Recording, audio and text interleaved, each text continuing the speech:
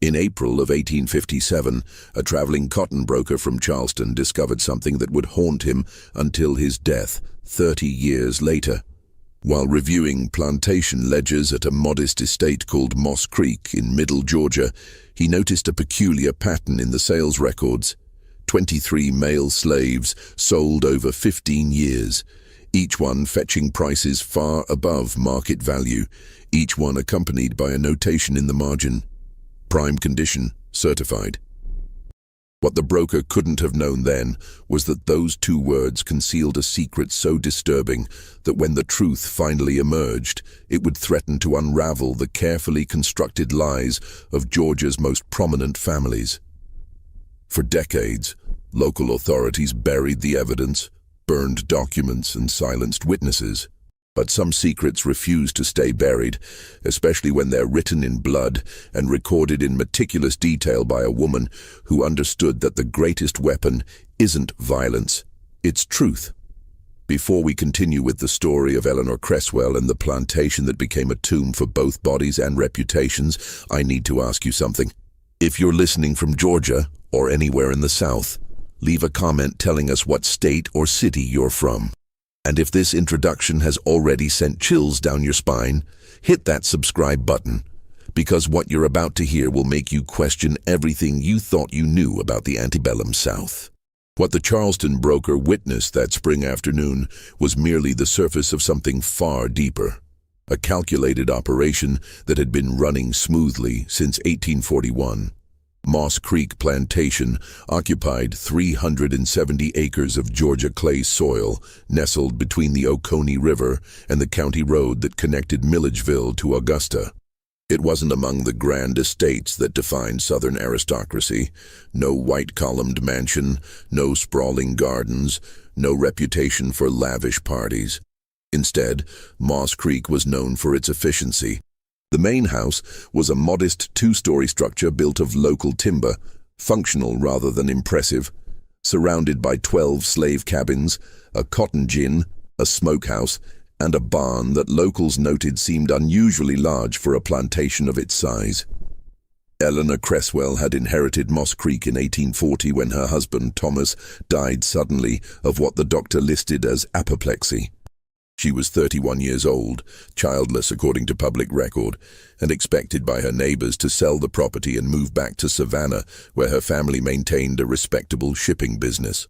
Instead, she dismissed the overseer her husband had employed, took over the management herself, and within a year had transformed Moss Creek from a struggling operation into one of the most profitable mid-size plantations in the county. She managed this feat through what she called strategic acquisition and disposal. While other planters held onto their slaves for generations, building communities of families who worked the same soil their parents and grandparents had worked, Eleanor treated her workforce like a carefully managed investment portfolio. She would purchase young male slaves at market, keep them for 12 to 18 months, then sell them for substantial profits to planters in Alabama, Mississippi, and Louisiana. States where the expanding cotton frontier created endless demand for labor. The women at Moss Creek, never more than 6 or 7 at a time, stayed permanently. They worked the kitchen, the vegetable garden, and the house itself. They were older, past childbearing age, chosen specifically for their inability to reproduce. Eleanor had no interest in raising slave children, no patience for the complications of families. She wanted efficiency, profit, and something else, something her neighbors wouldn't understand until it was far too late. By 1845, Eleanor had developed a reputation as a shrewd businesswoman. Male planters who initially refused to negotiate with a woman found themselves reluctantly impressed by her knowledge of cotton yields, soil management, and market prices. She never socialized, never attended church, never participated in the social rituals that defined Southern womanhood. When pressed about her unwomanly behavior, she would smile, a tight, calculating expression that never reached her eyes, and say that widowhood had freed her from the burden of pretense. What no one knew, what no one could have suspected, was that Eleanor kept 3 separate sets of books. The first was standard plantation accounts, expenses, yields, sales, available for any neighbor or tax assessor to review. The second recorded the actual profits from Moss Creek, numbers significantly higher than those in the official ledger. The third set of books was kept in a locked iron box beneath the floorboards of her bedroom, written in a code she had developed herself, a cipher based on shipping manifests she had learned from her father's business in Savannah. In those coded pages, Eleanor recorded everything: names, dates, physical descriptions, and most importantly, observations that would have meant nothing to a casual reader, but everything to someone who understood what she was building. Next to each name, she noted eye color, hair texture, the shape of a nose, the set of a jaw, the tone of skin under different lighting. She was creating a catalog, a genealogical record that would prove invaluable when the time came to make her accusations.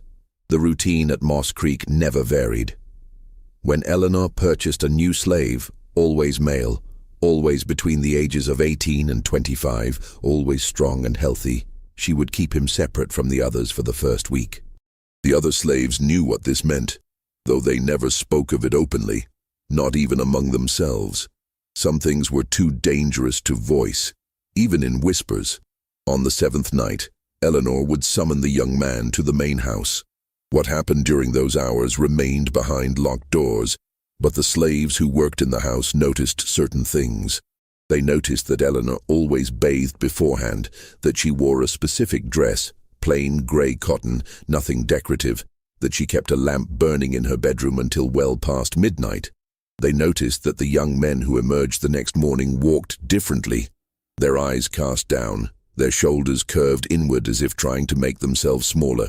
And they noticed that Eleanor the following day would spend hours in her study with the iron box open beside her, writing in her private ledger with the concentration of a clerk recording legal testimony.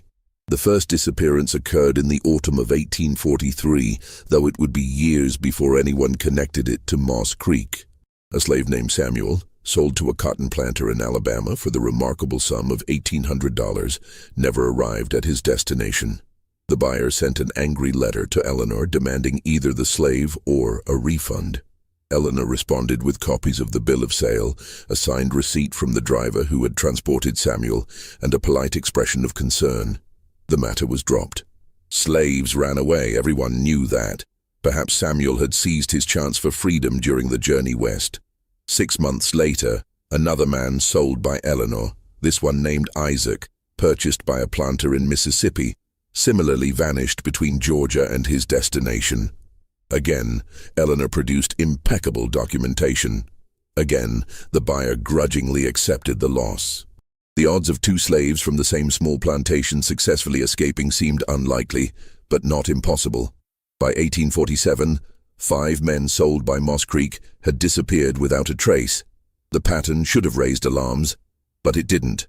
The buyers were scattered across 3 states. Communication between planters was sporadic, and Eleanor's reputation for honest dealing remained untarnished.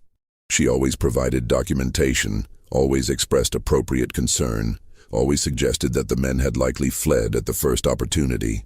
In a system built on the premise that enslaved people constantly sought freedom, her explanation was not just believable, it was expected. What no one knew was that none of those men had ever left Georgia. Their bodies lay in unmarked graves on Moss Creek land, buried in a section of the property where the soil was rocky and unsuitable for cotton, where Eleanor had told her field hands never to plow because she intended to plant an orchard there someday. The orchard never materialized, but the section of land remained undisturbed, slowly filling with the dead. The killings followed a pattern as precise as everything else Eleanor did. After completing her ritual with each young man, after recording her observations in the coded ledger, she would wait. She would treat the man well during his remaining months at Moss Creek, ensuring he gained weight and muscle, making him more valuable at market. She would have him examined by a doctor, who would certify him as being in prime physical condition. She would arrange the sale, always to a buyer at least 300 miles away, always through intermediaries who handled the transportation. And then, 3 days before the scheduled departure, she would summon him to the barn after dark. The barn that neighbors noted was unusually large. The barn where Eleanor kept not just equipment and hay, but a small room at the back, accessible only through a door she kept locked. In that room she would offer him a drink, whiskey, she said, a rare treat before the long journey ahead. The whiskey was laced with laudanum, enough to make him drowsy but not enough to render him unconscious. She needed him aware for what came next. She needed him to understand. Eleanor would show him the ledger. She would explain, in calm and measured tones, exactly what she had documented. She would tell him about the physical characteristics she had noted, the ones that matched men he had never met, men whose names meant nothing to him. And then she would explain what she planned to do with that information, how she intended to use it to destroy families, to expose hypocrisy, to bring down the very structure of Southern society.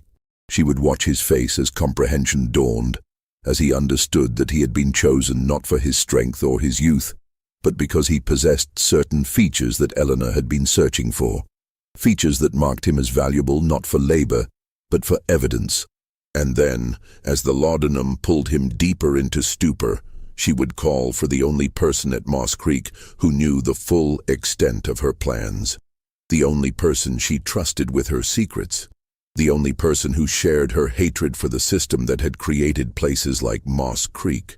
Her son would emerge from the shadows of the barn, and together they would complete the work they had begun years ago. Henry Cresswell was not supposed to exist. According to every public record, every census document, every church registry, Eleanor and Thomas Cresswell had remained childless throughout their 12-year marriage. This was true. What the records didn't show was that Eleanor had given birth to a son in 1829, 7 years before her marriage, when she was 20 years old and unmarried, a scandal that would have destroyed her family's reputation in Savannah's tight-knit merchant society. The father was a man her own father would never have accepted, could never have acknowledged. The child was sent north before his first birthday, placed with Eleanor's maternal aunt in Philadelphia, a widow who agreed to raise the boy as her adopted son. Eleanor visited once a year, always in winter when travel between Georgia and Pennsylvania could be explained as family obligation. Henry grew up knowing who his mother was, but understanding that he could never claim her publicly, never call her anything but Aunt Eleanor when others might hear. He also grew up knowing what his father had been: a slave on a Savannah dock, a man who loaded ships for Eleanor's father, a man whose intelligence and quiet dignity had attracted young Eleanor's attention during a summer when she was rebellious and her parents were distracted by business concerns. A man who had been sold away the moment her pregnancy became impossible to hide, sold to a sugar plantation in Louisiana where the life expectancy for field hands was measured in years, not decades. Eleanor never saw him again. She learned through careful inquiry years later that he had died in 1835, worked to death in cane fields, his body dumped in an unmarked grave like refuse. That knowledge had crystallized something inside her, transformed her grief and rage into something colder and more dangerous, a plan that would take decades to execute, but would burn down everything the men who had destroyed her life held sacred. Henry returned to Georgia in 1841, 1 year after Thomas Cresswell's death. He arrived not as Eleanor's son, but as Henry Lowell, a traveling merchant specializing in farm equipment, a respectable businessman from Philadelphia with legitimate credentials and an excellent reputation. He stayed at boarding houses in Milledgeville and Augusta, made regular business trips through Middle Georgia, and occasionally visited Moss Creek to discuss equipment purchases with the efficient widow Cresswell. No one suspected that those visits sometimes lasted for days, that Henry had his own room in the main house, that he and Eleanor spent long evenings reviewing the coded ledger and planning their next moves. No one suspected that the unusually large barn contained not just a locked room, but a hidden cellar accessible through a trap door beneath the hay, a cellar where certain implements were kept, where certain tasks were completed that required absolute privacy. The selection process was meticulous. Eleanor didn't choose victims randomly. Each man she purchased had been carefully researched beforehand. She would visit markets in Savannah, Augusta, and Milledgeville, examining young male slaves with the attention to detail of a horse breeder studying bloodlines. But she wasn't looking at teeth or muscle tone, she was looking at faces.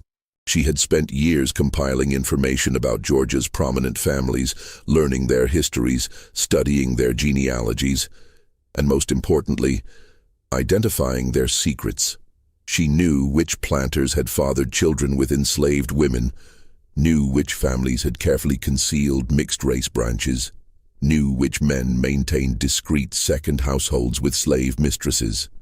She knew these things because wealthy men were rarely discreet about their indiscretions, because slaves who worked in great houses talked among themselves, because information flowed through networks that white society never imagined existed. When Eleanor found a young slave whose features matched those of a prominent family, the distinctive Rutledge nose, the Pemberton jaw, the unusual gray-green eyes that marked the Caldwell line, she would purchase him regardless of cost. She would bring him to Moss Creek, complete her ritual and record every detail that might prove paternity. Eye color, hair texture, skin tone in different lighting, the shape of ears, the patterns of freckles or birthmarks, everything that might convince a jury, should it ever come to that. But Eleanor wasn't interested in legal proceedings. She understood Southern justice well enough to know that no court would side with her against the families she intended to expose. Her weapon wasn't the law, it was shame. She was compiling evidence that would force proud families to confront truths they had spent generations denying, evidence that would reveal the hypocrisy at the heart of a system that defined humanity by race, while those who enforced that system routinely crossed the boundaries they claimed were sacred. The men she chose became living proof of that hypocrisy. And then, because living proof could be questioned, could deny or distort the truth, could be moved beyond her reach, they became dead proof. Bodies that could be exhumed if necessary, bones that could be measured, evidence that couldn't lie or flee or refuse to testify. By 1850, 13 men lay buried in the uncultivated section of Moss Creek. 13 sets of measurements in Eleanor's coded ledger. 13 families marked for destruction whenever Eleanor decided the time was right to reveal what she knew. But something was shifting. The country was changing. Tensions between North and South were escalating. The Compromise of 1850 had temporarily eased conflicts over slavery's expansion, but everyone sensed that the peace was fragile, that larger confrontations loomed ahead. Eleanor began to wonder if her carefully constructed plan would ever reach fruition, if the war that seemed increasingly inevitable would destroy not just the South, but her ability to make her accusations heard. And then, in the summer of 1856, an opportunity presented itself that would change everything, that would force Eleanor to accelerate her timeline and take risks she had never intended. A letter arrived at Moss Creek from Boston. It was addressed to Widow Cresswell and signed by a man named Daniel Harrington, who identified himself as a lawyer and correspondent for an abolitionist newspaper called The Liberator. He had heard, through sources he didn't specify, about certain irregularities at her plantation. He had questions about her business practices, about the unusual turnover in her workforce, about the men who had disappeared after being sold. He would be traveling through Georgia in September and hoped to call upon her to discuss these matters. Eleanor read the letter 3 times, her hands perfectly steady, her expression revealing nothing. Then she called for Henry, who happened to be visiting that week, and showed him the message. "Someone has been talking," she said quietly.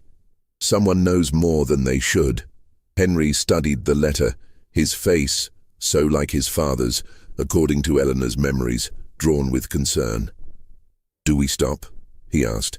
"Go quiet until he loses interest?" Eleanor smiled, that tight smile, the one that never reached her eyes. "No," she said. "We invite him to visit. We show him exactly what he expects to see, a successful plantation operated by a competent widow, and then we determine who sent him and what they actually know." What Eleanor didn't yet realize was that Daniel Harrington's letter wasn't the beginning of her problems. It was the harbinger of something far more dangerous, a convergence of circumstances that would force all her secrets into the light far sooner than she had ever planned. If you're still listening, if this story has gripped you with its dark revelations, do something for me right now. Hit that like button and leave a comment with your theory. Do you think Eleanor's plan was justice or madness? Was she fighting a corrupt system or becoming as monstrous as the institution she hated? Share your thoughts below and make sure you're subscribed because this story is about to take turns you won't see coming. Let's find out what happened when the lawyer from Boston arrived at Moss Creek. The letter had come through channels that should have been secure. Someone in Eleanor's network, the network of information that flowed between slaves, between households, between plantations, had betrayed her. Someone had carried stories north, had whispered about Moss Creek to abolitionists who were always hungry for evidence of Southern cruelty. Daniel Harrington arrived at Moss Creek on September 15, 1856, traveling in a modest carriage he had hired in Milledgeville. He was 42 years old, thin and angular, with the pale complexion of a man who spent most of his time indoors reviewing legal documents. He wore a dark suit that marked him immediately as a northerner. The cut was wrong, the fabric too heavy for Georgia heat. When he stepped down from the carriage and removed his hat to wipe his forehead, Eleanor noticed his hands were ink-stained, and his collar was slightly frayed. A working lawyer, then, not one of the wealthy abolitionists who funded the movement from comfortable Boston parlors. Eleanor received him in the front parlor, a room she kept meticulously clean but deliberately modest. No expensive furniture, no ornate decorations. Nothing that would suggest Moss Creek was more profitable than her official accounts indicated. She served him cool water and listened patiently as he explained his purpose. "Mrs. Cresswell," he began, his Boston accent marking every word. "I'll be direct with you. I've received communications from individuals who claim that your plantation operates under unusual circumstances. Specifically, that you maintain an all-male workforce, that these men are sold after short periods of time, and that several have disappeared during transport." Eleanor met his gaze without flinching. "You've been misinformed, Mr. Harrington. I maintain a small workforce of women who handle domestic duties. The men I purchase are kept for 12 to 18 months, during which time I invest in their health and training, then sold at profit to planters in expanding territories. As for disappearances, I can only assume you're referring to men who chose to flee rather than be transported to new locations. I provide all buyers with proper documentation and certified health assessments. If slaves choose to escape, that reflects their desperation, not my practices." Harrington pulled a notebook from his coat pocket. "I have 5 documented cases of men sold by you who never reached their destinations, 5 men who vanished without trace in a period of 12 years. That seems statistically significant."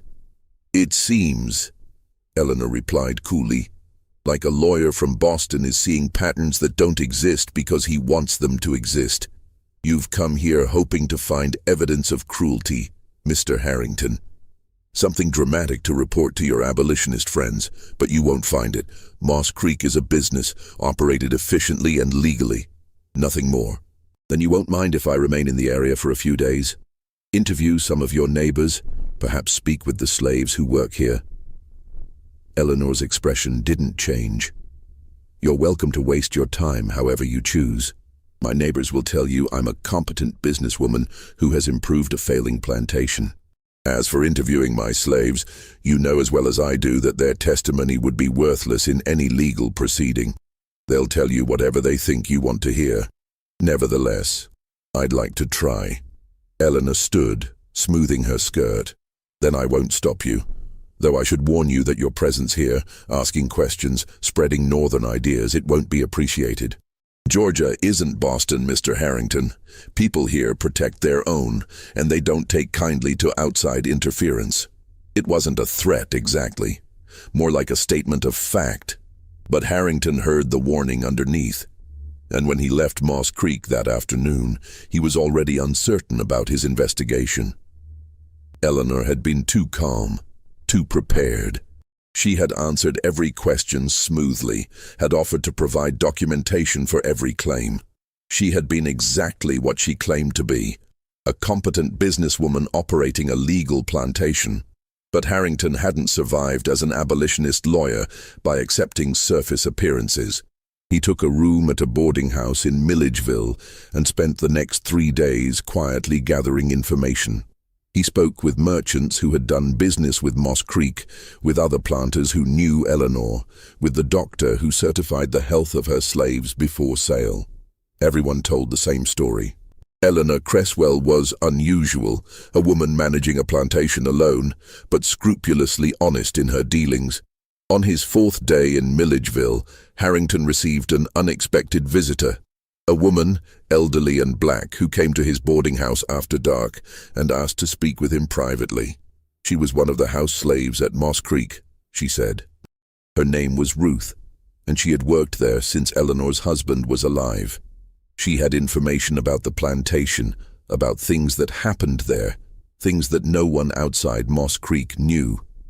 Harrington invited her into his room, offered her the only chair, and listened as Ruth spoke in hushed, urgent tones.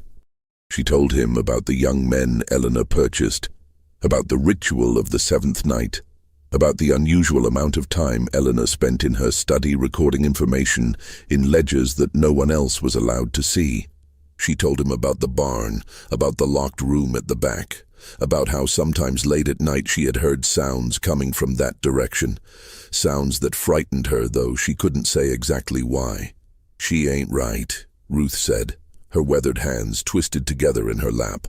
"Something wrong with Mrs. Eleanor, been wrong since Mr. Thomas died. Maybe before. She got a coldness in her, a planning kind of coldness. And them young men she buys, they don't all get sold away like she claims. Some of them, they just vanish one night, and we never see them again.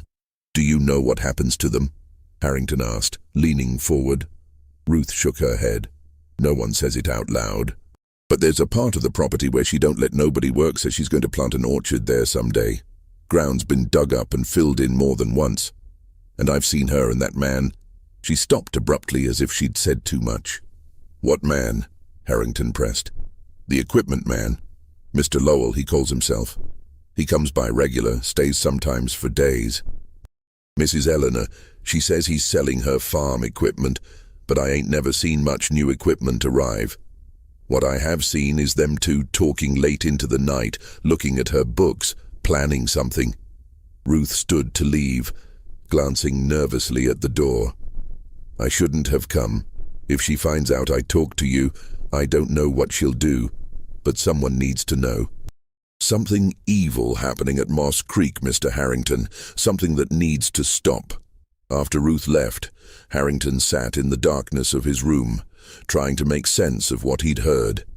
If Ruth was telling the truth, then Eleanor wasn't just running an unusual plantation, she was concealing something criminal. The question was what exactly, and more importantly, how could he prove it? The next morning, Harrington hired a horse and rode back to Moss Creek. He hadn't sent word of his visit, hoping to catch Eleanor unprepared. But when he arrived, he found her in the front yard, supervising the loading of cotton bales onto a wagon, completely unfazed by his appearance. "Mr. Harrington," she said, wiping her hands on her apron. "Back so soon? I thought you'd have finished your investigation by now." "I'd like to see your property," he said. "The entire property, including the outbuildings." Eleanor's smile tightened slightly, but her voice remained pleasant. "Of course.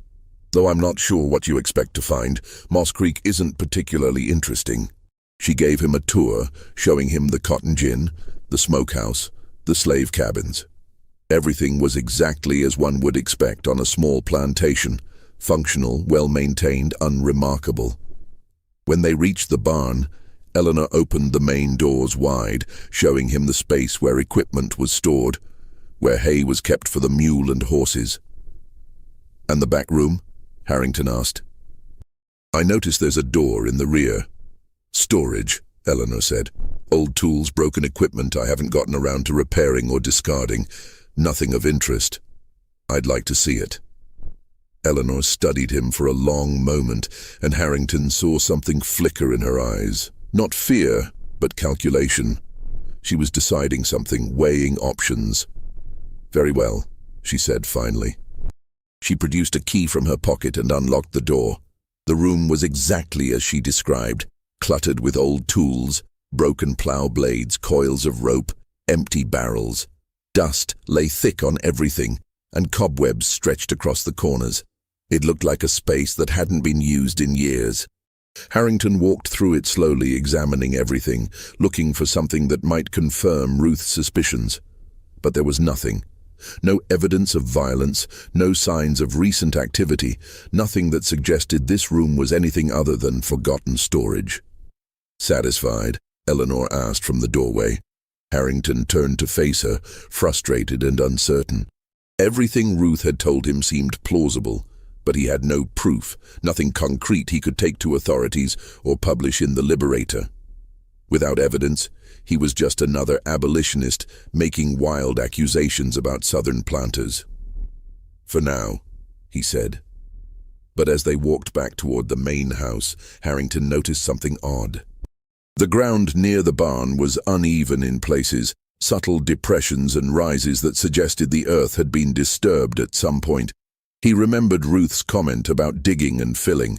He glanced toward the area she had mentioned, the section where Eleanor claimed she would plant an orchard someday. From a distance, it looked like ordinary uncultivated land, rocky and unsuitable for cotton. But there was something about the way the vegetation grew there, patterns that didn't quite match the surrounding areas. "That section there," he said, pointing. "Why haven't you developed it?" "Poor soil," Eleanor replied immediately. "Too rocky for cotton, and I haven't had time to prepare it properly for an orchard. It's on my list of future improvements." Harrington studied the land, trying to determine if his suspicions were justified or if he was seeing patterns where none existed. Finally, he thanked Eleanor for her time and rode back to Milledgeville, more uncertain than ever about what was happening at Moss Creek. What he didn't know, what he couldn't have known, was that the room he had just searched was exactly what Eleanor wanted him to see. A carefully prepared false front. The real room, the one where the work was done, lay beneath it. The trapdoor was concealed under those empty barrels, covered with a layer of dirt and straw, invisible unless you knew exactly where to look. And the implements Ruth had heard being used late at night were safely locked in the cellar below, along with 13 carefully labeled wooden boxes that contained detailed records of every man buried in that rocky field. Daniel Harrington spent another week in Georgia, interviewing anyone who would talk to him, searching for evidence that would support Ruth's claims. But everywhere he turned, he found the same story. Eleanor Cresswell was an unusual woman, certainly, but there was no proof of wrongdoing. The sales were properly documented. The buyers confirmed receiving their money's worth, at least for the slaves who actually arrived. The disappearances, while suspicious, could be explained by escape attempts. Ruth's testimony, coming from an enslaved woman with no physical evidence to support her claims, would be worthless in any legal proceeding. Frustrated, Harrington finally returned to Boston in early October. He wrote a brief article for the Liberator describing Moss Creek and his suspicions, but without concrete evidence, even his abolitionist allies were reluctant to pursue the matter. The article was published on page 7, buried among other accounts of Southern injustice, and generated little attention. Within a month, the story was forgotten. But Eleanor didn't forget.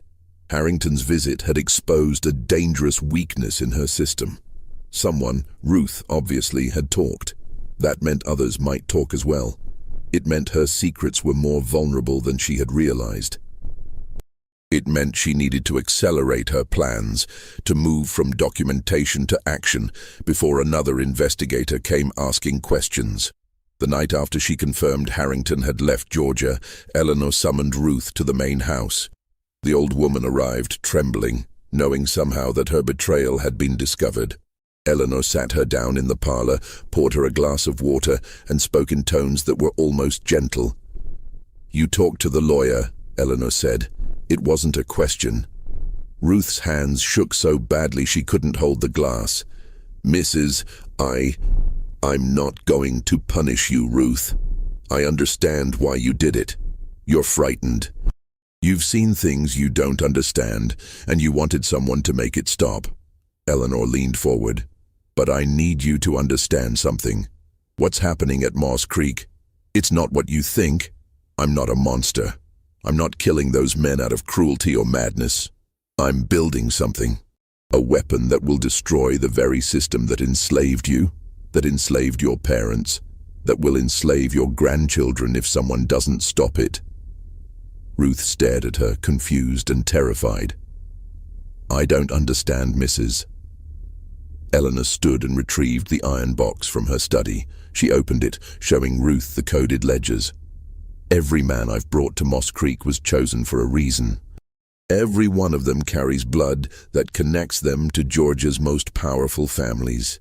Blood that proves what hypocrites these people are, what liars, what monsters. I've spent 16 years documenting that proof, creating an archive that will force this state, this entire region, to confront truths they've spent generations denying. She pulled out sketches she had made, detailed drawings showing facial features, measurements, comparisons. Look at this man. His name was Isaac. Look at his eyes, Ruth. Do you know who else has eyes that exact shade of gray-green?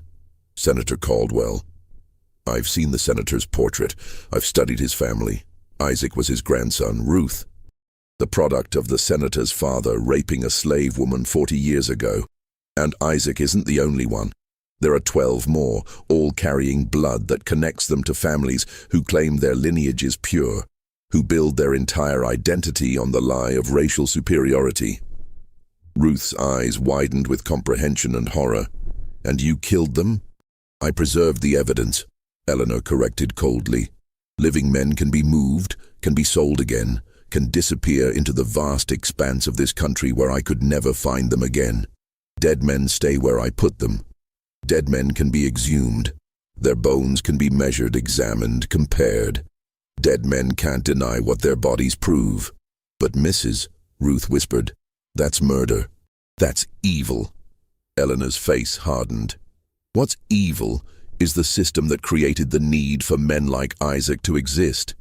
What's evil is a society that allows wealthy men to rape women they own, to father children they'll never acknowledge, to build empires on the bodies of people they've declared less than human. I'm not the monster here, Ruth, I'm the reckoning. Ruth sat frozen, unable to process what she was hearing. Finally, she asked the question that had been haunting her since Eleanor began this explanation. What about Mr. Lowell? Who is he really? Eleanor smiled, and for the first time there was something like genuine emotion in the expression. He's my son, mine and the property of a man my father once owned. That's why I understand this fight, Ruth. That's why I'll never stop, because my own child exists in a world that would destroy him if they knew the truth about his father. A world that needs to burn. In that moment, Ruth understood that Eleanor was far more dangerous than she had imagined. This wasn't madness. This was something worse. A calculated, multi-decade campaign of revenge that had already claimed 13 lives and showed no signs of stopping. What are you going to do with all this? Ruth asked quietly. When? Soon, Eleanor said. The country is moving toward war. Everyone can feel it. And when that war comes, when the South is weakened and vulnerable, I'll release everything. Every name, every connection, every piece of evidence. I'll mail copies to newspapers in the North and South, to government officials, to churches. I'll make sure the entire nation knows what hypocrites built this system, what lies sustain it. And I'll do it in a way that can't be ignored or suppressed, because the evidence will be irrefutable. She closed the iron box and locked it again. But I need your silence, Ruth. I need you to understand that if you talk again, if you bring anyone else here asking questions, you won't just be endangering me.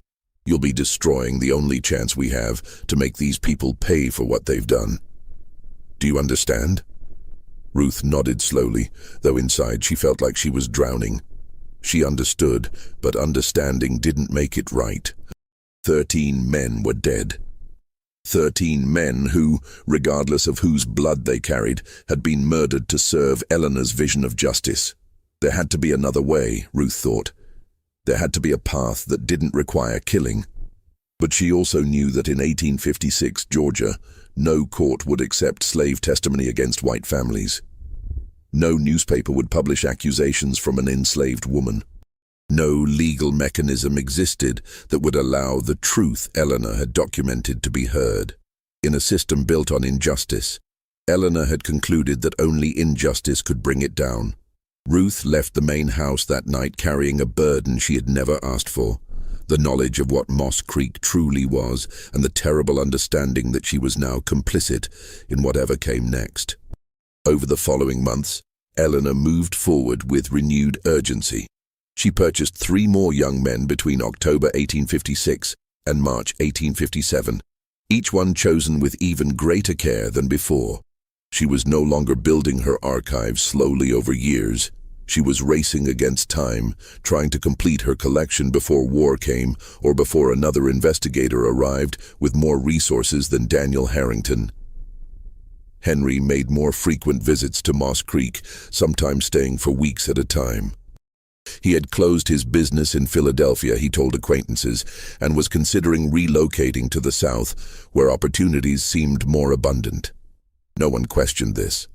Plenty of Northerners were moving south in those years, drawn by cheap land and the promise of cotton wealth. What they were really doing, mother and son together, was preparing for the endgame. Henry had begun making copies of Eleanor's coded ledgers, translating them into plain English and storing them in different locations. A bank vault in Savannah, a lawyer's office in Charleston, with trusted contacts in Pennsylvania. They were creating redundancy, ensuring that even if Eleanor or her original documents were destroyed, the evidence would survive. They also refined their method. The cellar beneath the barn now contained not just bodies, but detailed anatomical records. Henry had studied medicine for 2 years before abandoning it for commerce, and he brought that knowledge to their work. After each killing, he would take measurements, make sketches, preserve hair samples and, in some cases, remove specific bones that showed distinctive family traits. It was grisly work, but Henry approached it with clinical detachment. These weren't people to him. They were evidence in a case that would reshape history. By the spring of 1857, Eleanor's archive documented connections to 17 prominent Georgia families, 17 senators, judges, plantation owners, and merchants whose carefully maintained family trees concealed branches they would never acknowledge. 17 men whose political power and social standing rested on the lie that their bloodlines were pure.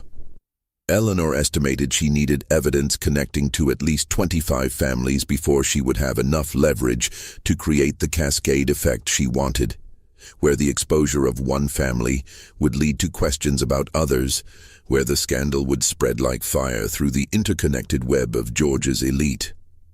She was close.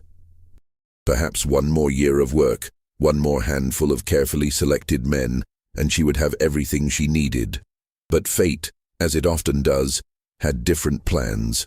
In April of 1857, the Charleston cotton broker arrived at Moss Creek to review her ledgers, and in those ledgers he noticed the pattern that would begin Eleanor's unraveling.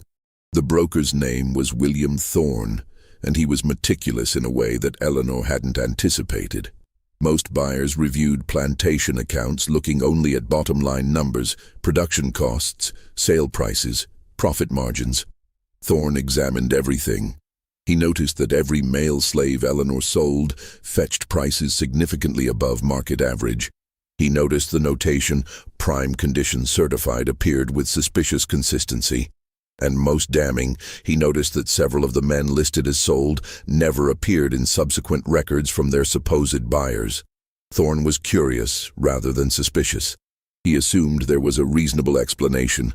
Perhaps Eleanor had connections with specific buyers who valued her slaves highly. Perhaps there was some training or preparation she provided that justified the premium prices. He mentioned his observations casually, expecting Eleanor to explain the pattern. Instead, he saw something flash across her face, just for a moment, just a fraction of a second, that made his professional instincts prickle with alarm. It was fear, carefully concealed, instantly suppressed, but unmistakable. Eleanor Cresswell was afraid of what he had noticed. Thorne left Moss Creek that afternoon planning to make discreet inquiries. If something irregular was happening, if Eleanor was somehow manipulating her records or engaging in fraud, he had a professional obligation to investigate. More importantly, he had relationships with several of the planters listed as buyers in her ledgers. He could verify whether the slaves had actually been received, whether the transactions were legitimate. Eleanor watched his carriage disappear down the road and immediately sent word to Henry in Milledgeville. They met that night in the main house, and for the first time in 16 years, Eleanor felt genuine panic. "He's going to check," she said, pacing the study. "He's going to contact the buyers and discover the men never arrived. And then he's going to come back with authorities, or he's going to spread word, and everything will unravel before we're ready." Henry stood by the window, his face reflecting in the dark glass. "We stop now," he said quietly. "We take what we have, 17 families, enough to cause significant damage, and we release it. Mail the copies tomorrow, send them everywhere we planned. It won't be perfect, but it will be enough." "It won't," Eleanor insisted. 17 isn't enough to create the cascade we need. They'll suppress it. They'll find ways to discredit the evidence, to claim the documents are forgeries, to murder anyone who tries to investigate. We need more. We need enough connections that they can't possibly contain the scandal. Then what do you propose?" Eleanor stopped pacing. Her hands, which had been trembling moments before, steadied themselves. When she spoke, her voice carried the cold certainty that had guided her through 16 years of patient work. "We eliminate the problem. Thorne has noticed, but he hasn't told anyone yet. He's going to make inquiries first, verify his suspicions before making accusations. That gives us a window. A few days, perhaps a week." Henry turned from the window, his expression troubled. "You're talking about killing a white man, a respectable businessman from Charleston. That's completely different from what we've been doing. The slaves, no one investigates when slaves disappear. But this, they'll hunt whoever did it. They'll tear this county apart, looking for answers. They'll hunt a runaway slave," Eleanor said. "They'll hunt someone who attacked Thorne during a robbery. They'll hunt whoever we tell them to hunt. But they won't suspect me. Wealthy white men don't suspect respectable widows of murder." Over the next 2 days, Eleanor and Henry refined their plan. They learned that Thorne was staying at the Milledgeville Hotel, that he planned to spend the week visiting plantations in the area and meeting with potential clients. He was a creature of habit, Thorne. He took the same walk every evening after dinner, a constitutional along the quiet road that led to the river. He walked alone, carrying a small pistol for protection, but generally unconcerned about danger. Milledgeville was civilized, he believed, not like the rougher territories where one needed to fear violence. On April 23rd, as the sun set and Thorne began his evening walk, a figure approached him from behind. The figure wore clothes stolen from Eleanor's property, the rough work clothes of a field hand. His face was partially obscured by a hat pulled low. He moved with the desperate urgency of someone who had nothing left to lose. What happened next would be reported in the Milledgeville newspaper as a tragic robbery. William Thorne, respected broker from Charleston, was attacked on the river road by what witnesses described as a large male slave, possibly an escapee from a nearby plantation. Thorne's pistol was fired once, but the shot went wild. He was struck repeatedly with a blunt object, later determined to be a section of wood, possibly a tree branch. His skull was fractured in 3 places. He died within minutes. His money and pocket watch were missing, taken presumably by his attacker. But curiously, his leather satchel containing business documents was left at the scene, its contents untouched. This detail struck some as odd. Why would a thief take only money and ignore valuable papers? But in the panic following the murder, the question was overlooked. A massive manhunt was organized. Every plantation within 20 miles was searched for missing slaves. Patrols scoured the countryside for days, convinced the killer must still be in the area. They found nothing. No missing slaves were reported. No witnesses came forward with useful information. The investigation eventually went cold, another unsolved tragedy in a region where violence was common enough that people eventually stopped asking questions. What no one knew, what no one even suspected, was that the man who killed William Thorne hadn't fled at all. He had returned to Moss Creek, removed the stolen clothes in the cellar beneath the barn, washed away the blood, and resumed his identity as Henry Lowell, respectable merchant from Philadelphia. By the time the manhunt began, he was sitting in Eleanor's parlor, calmly discussing cotton prices with a neighbor who had stopped by to pay his respects to the widow. The murder bought Eleanor time, but it also changed something fundamental in their operation. Killing the slaves had been, in Eleanor's mind, a necessary evil in service of a greater good. They were casualties in a war against an unjust system, sacrifices that would ultimately free thousands. But Thorne was different. Thorne was innocent of the system's original crimes. He was simply a man who had noticed something odd and asked questions. His death wasn't justice. It was simply murder to protect their secret. Henry felt it too. In the weeks following Thorne's death, he became quieter, more withdrawn. He still helped Eleanor with her work, still participated in their plans, but something had shifted in him. The absolute certainty that had sustained them for 16 years had developed cracks. Just when we thought the horror at Moss Creek couldn't possibly get darker, we discover that Eleanor and Henry have crossed a line that changes everything. Their mission of exposing hypocrisy has become exactly the kind of evil they claim to oppose. If this story is giving you chills, if you're questioning whether justice can ever be achieved through such terrible means, share this video with someone who appreciates dark historical mysteries. Hit that like button if you want to support content that explores the complicated truths hidden in our past. And make sure you're subscribed so you don't miss the shocking conclusion. Because what happens next will make you question everything you thought you knew about Eleanor's plan. The real consequence of Thorne's murder wasn't legal. Eleanor and Henry were never suspects. The real consequence was that it forced Eleanor to confront an uncomfortable truth. Her crusade against injustice had made her capable of any atrocity if she believed it served her greater purpose.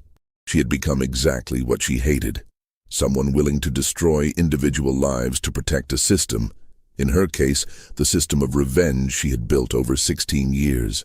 The answer to what really happened at Moss Creek emerged not through investigation or exposure, but through an accident of history. When the Civil War finally came in 1861, Georgia was convulsed by the conflict. Plantations were abandoned, burned, or seized. Records were destroyed.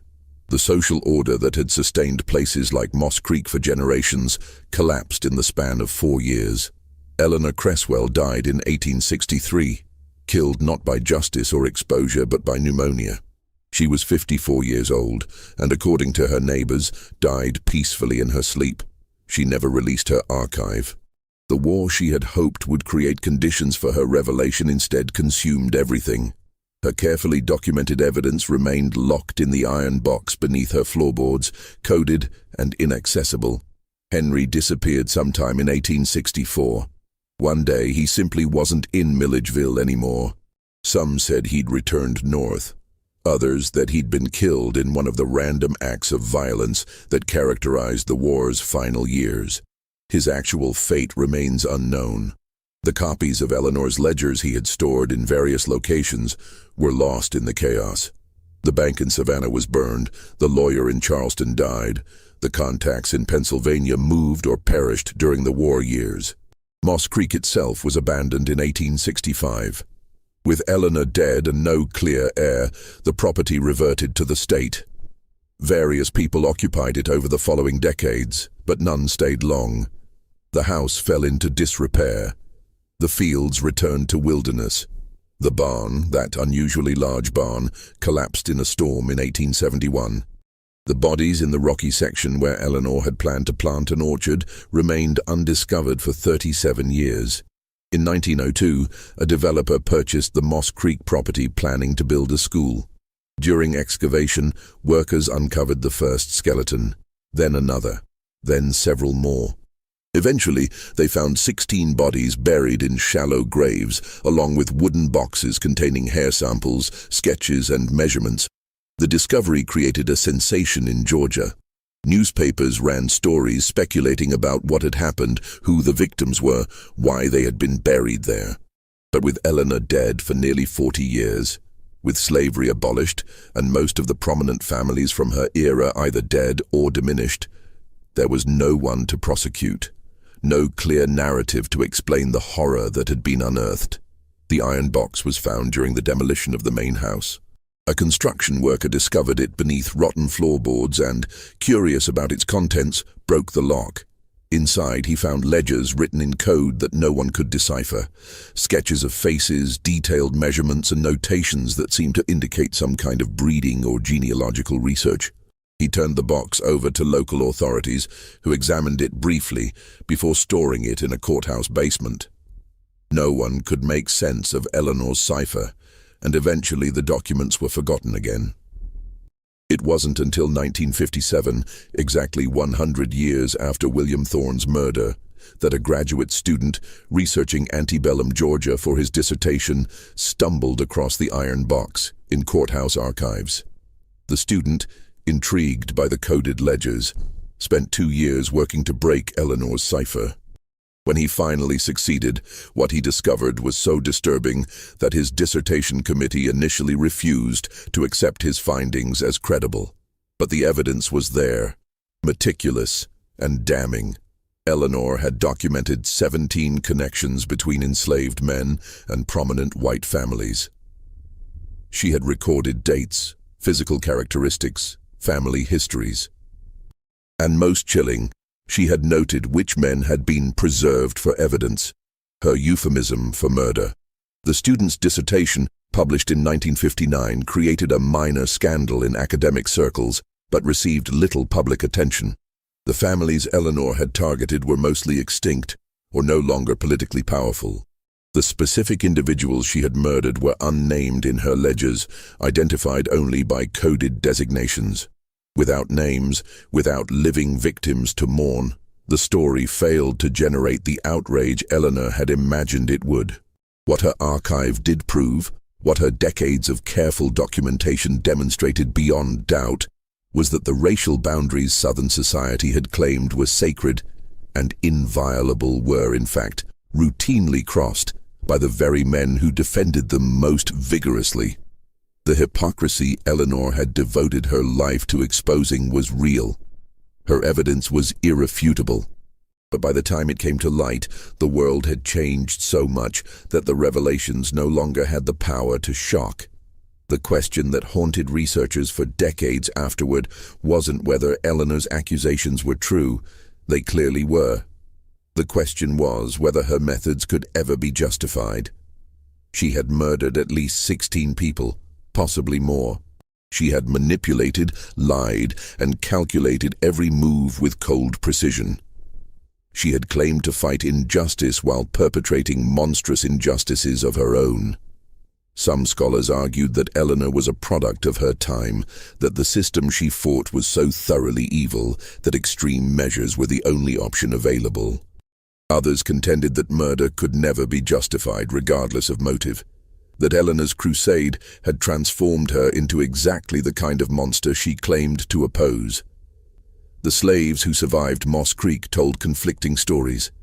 Some remembered Eleanor as cruel but efficient, no worse than other plantation owners. Others, like Ruth, who lived until 1889, spoke of the terror that pervaded the place, the sense that something dark and wrong was always lurking just beneath the surface of everyday routine. Ruth never revealed what Eleanor had told her that night in 1856. She took that knowledge to her grave, perhaps understanding that some secrets were too dangerous to speak aloud even in freedom. The most unsettling aspect of the Moss Creek story is how close Eleanor came to succeeding. If the Civil War hadn't disrupted everything, if she had lived another 5 years, if Thorne hadn't noticed the pattern in her ledgers, she might have released her archive under conditions where it could have caused the devastation she imagined. She might have forced Georgia's elite to confront the lies that sustained their power. She might have used truth as a weapon in ways that would have reshaped Southern society. But history doesn't reward patience, and justice doesn't always arrive when we summon it. Eleanor's elaborate plan, 16 years in the making, ultimately accomplished nothing beyond adding to the body count of an already bloody era. The men she murdered died for evidence that no one would see for a century. The families she sought to destroy collapsed for reasons having nothing to do with her revelations. The system she hated ended not through exposure of its hypocrisy, but through war and political transformation. Today, nothing remains of Moss Creek. The land where the plantation stood is now a shopping center. The rocky field where bodies were buried is a parking lot. A small historical marker notes that the site was once a plantation called Moss Creek, operated by Eleanor Cresswell, but it makes no mention of what happened there. Tourists pass it without stopping, unaware that beneath the asphalt lie the graves of men whose names have been forgotten, whose deaths served a purpose that was never fulfilled. The iron box and its contents are housed in the Georgia Historical Society archives in Savannah. Researchers can request access with proper credentials, though few do. The coded ledgers have been fully translated and digitized, available to anyone curious enough to search the archives. But Eleanor's careful documentation, her years of meticulous work, are now just another obscure historical footnote, interesting to specialists but unknown to the general public. Perhaps that's the cruelest irony of all. Eleanor wanted her evidence to be impossible to ignore, to force the world to confront truths it preferred to deny. Instead, her story became just another forgotten chapter in a history already overflowing with forgotten chapters. The truth she died protecting is now accessible to anyone, but almost no one cares to look. The last question Eleanor's story raises is the most troubling. What do we do with evidence of historical evil that arrives too late to matter? Eleanor proved that Georgia's elite were hypocrites, that the racial boundaries they defended were fictions, that the system of slavery was built on lies even more fundamental than anyone acknowledged. But she proved it a century after it could have changed anything. By the time her archive was decoded, the men she accused were dead, their families diminished, their world already destroyed by forces having nothing to do with her carefully constructed case. Does truth have value if it comes too late for justice? Does documentation of evil matter if no one can be held accountable? These are the questions Moss Creek forces us to confront. And they're questions without comfortable answers. What do you think of Eleanor's story? Was she a woman fighting injustice with the only weapons available to her? Or did she become as monstrous as the system she hated? Could her murders ever be justified by the greater good she claimed to serve? Or does the fact that her plan ultimately failed prove that violence in service of justice always corrupts the cause it claims to advance? Leave your comments below and share your thoughts. If you found this story as disturbing and thought-provoking as I did, subscribe to this channel and hit that notification bell. We explore the darkest corners of American history, the stories that make us uncomfortable, the truths that challenge our assumptions about the past. And if you want to discuss this story further, share it with friends who appreciate complex moral questions and historical mysteries. Thanks for listening. See you in the next video.